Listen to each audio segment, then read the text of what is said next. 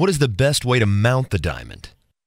All right, the diamond is always, not always, usually set in a head which holds it in place, and the head is mounted securely onto the top of the ring. We like to go with a classic setting, which is a 4-prong setting. 4 prongs hold the diamond perfectly safely and allows the diamond to show as much of itself as it can without being contained in a so-called cage or a box.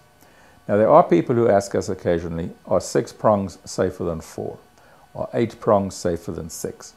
Well, I could give you some responses to that.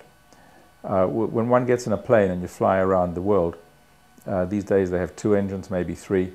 If 3 engines aren't safe enough, you could ask the airplane manufacturer, why don't you put 6 on, or 8 on, or 10 engines on, in case 1 or 2 of them fail.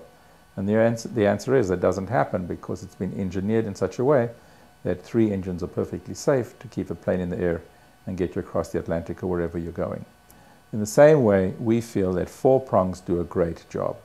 If you really are uncomfortable and you want 6, have 6, whatever your heart desires. But it is not necessary, and you don't need additional prongs to hold the diamond in place in order to get it safer. Because whether you have 4 prongs set at every 90 degrees of slightly more substance and heft in each prong, or whether you get 6 prongs set at every 60 degrees and have slightly lighter prongs, you're actually in the same situation.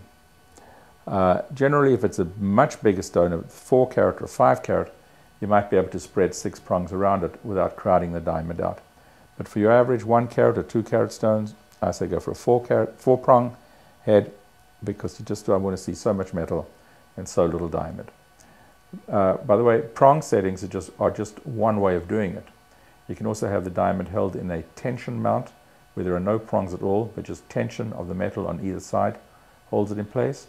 And sometimes we put the diamonds in a little channel, and occasionally we put it in a bezel, which is a ring of gold around it. So there are lots of different ways, and which one is best is just a matter of choice, just a matter of taste. There isn't a best, as long as they all do a good job of keeping the diamond in place, and they all do. They're all equally good. But tradition normally suggests a head with a diamond held in place by the prongs, and if that's the case, we say go with a 4-prong simple mounting, because it'll do a great job and hold the diamond there for a lifetime.